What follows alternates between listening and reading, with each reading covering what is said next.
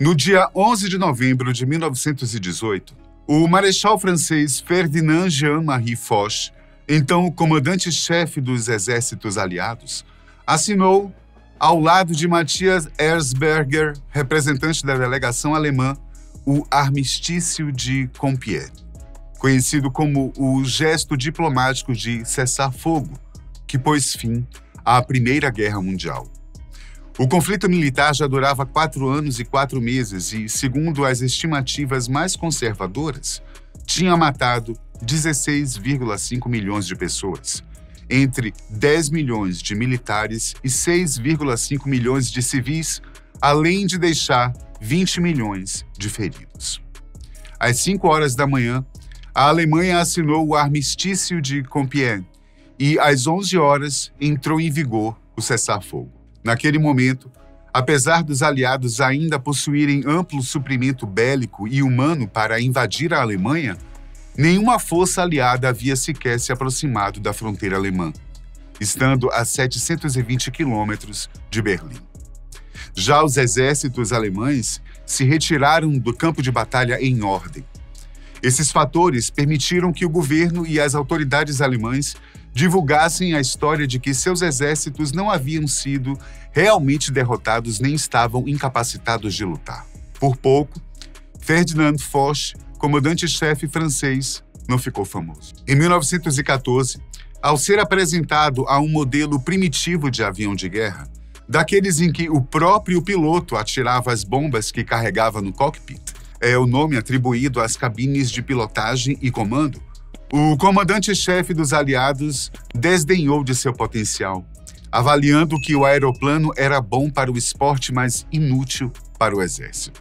Enfim, ele estava enganado. O Sopwith Camel, avião britânico utilizado na Primeira Guerra, fabricado pela Sopwith Aviation Company, foi uma revolução. O avião monoposto projetado para substituir o Sopwith Pup voou pela primeira vez em 22 de dezembro de 1916, pilotado por Harry Hawker. No caso, monoposto ou monolugar é um termo que define um veículo que comporta apenas uma pessoa, no caso, o piloto. O termo é comumente empregado no contexto aeronáutico representado por aviões de caça, como o Sopwith Camel, ou automobilístico, representado por carros de Fórmula 1, no caso deste segundo exemplo.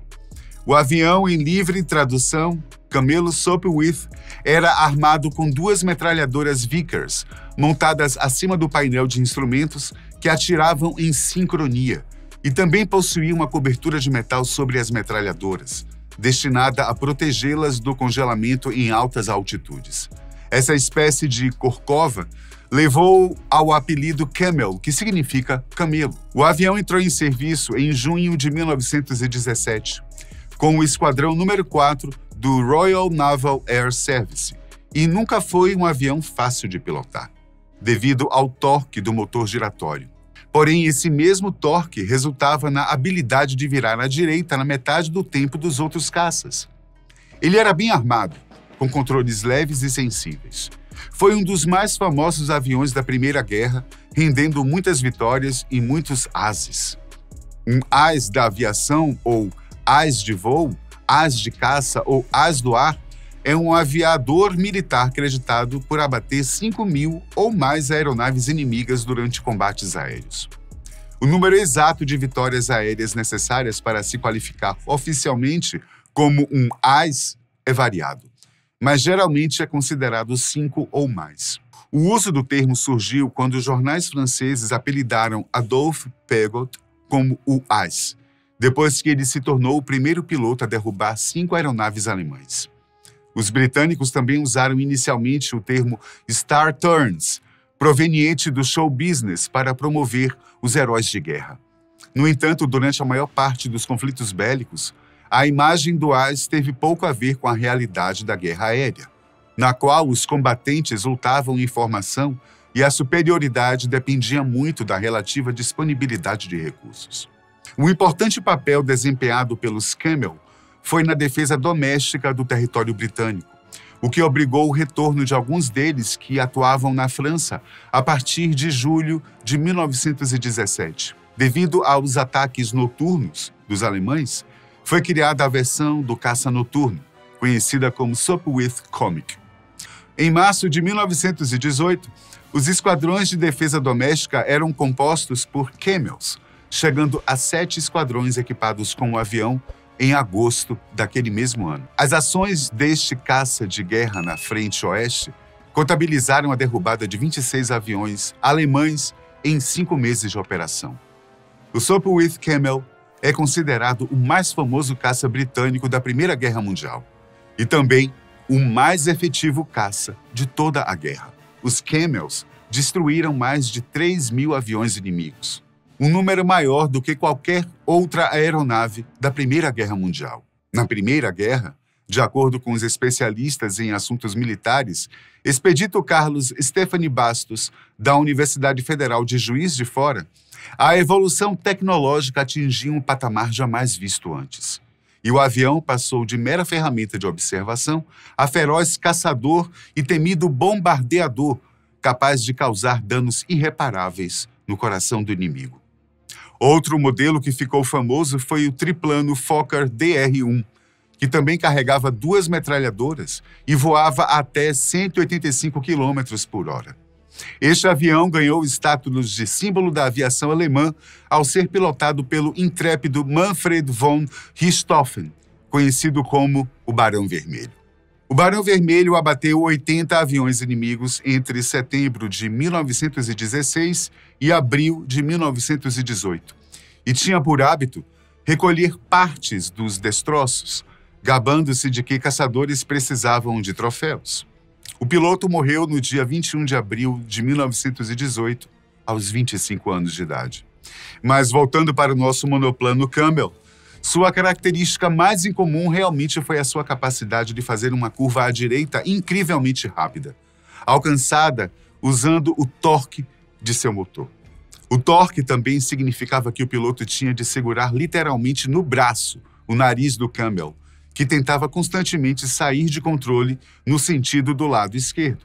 Mas logo os pilotos aprendiam como lidar com o avião e quanto de força aplicar no seu primeiro manche.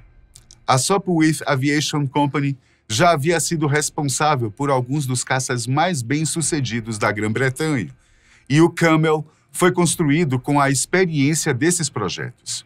Ele foi particularmente influenciado pelo Sopwith Triplane e pelo Sopwith Pup, seus antecessores mais óbvios. Nos primórdios do combate aéreo, os projetistas estavam aprendendo lições a um ritmo rápido para a época, o que fazia com que os aviões se tornassem obsoletos e fossem substituídos em poucos meses. O Camel era um avião desafiador para pilotar, pois os controles eram muito sensíveis aos padrões da época, e isso dava aos pilotos experientes mais capacidade para fazer manobras impressionantes. Porém, também significava que pequenos erros poderiam ter um efeito mortal. Além do mais, o motor, o armamento, o combustível e o piloto estavam posicionados nos 7 pés dianteiros do avião, o que lhe dava um centro de gravidade muito voltado para a frente. Juntas, essas características tornavam o Camel implacável com aprendizes descuidados, e ele ganhou a reputação de eliminá-los através de acidentes fatais.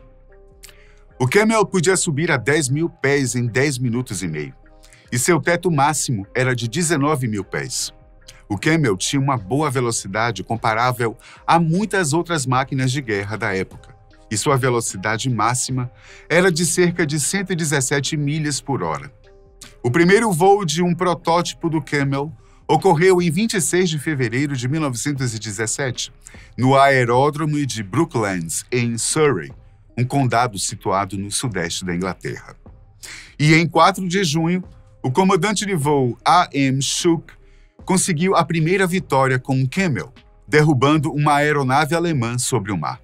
No dia seguinte, de acordo com algumas fontes históricas, ele teve mais 2 vitórias, durante um duelo com um esquadrão de 15 alemães. Outros eventos que marcaram a história do Camel foram a Batalha de Cambrai, na qual o capitão J.L. Trollope destruiu 6 aviões inimigos em um dia, além da disputa de um piloto canadense com o famoso Barão Vermelho alemão.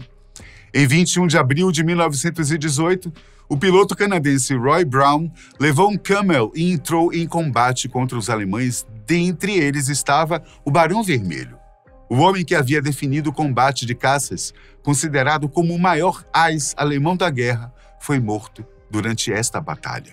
E Brown foi uma das pessoas que receberam crédito pela vitória. Além das duas metralhadoras Vickers de 7,7 milímetros, que eram montadas no nariz do Camel, com um equipamento de sincronização para disparar sem atingir a hélice, o caça, como outros aviões de guerra, também podia carregar bombas. Dessa maneira, o Camel geralmente transportava 4 bombas de 25 libras em seu corpo.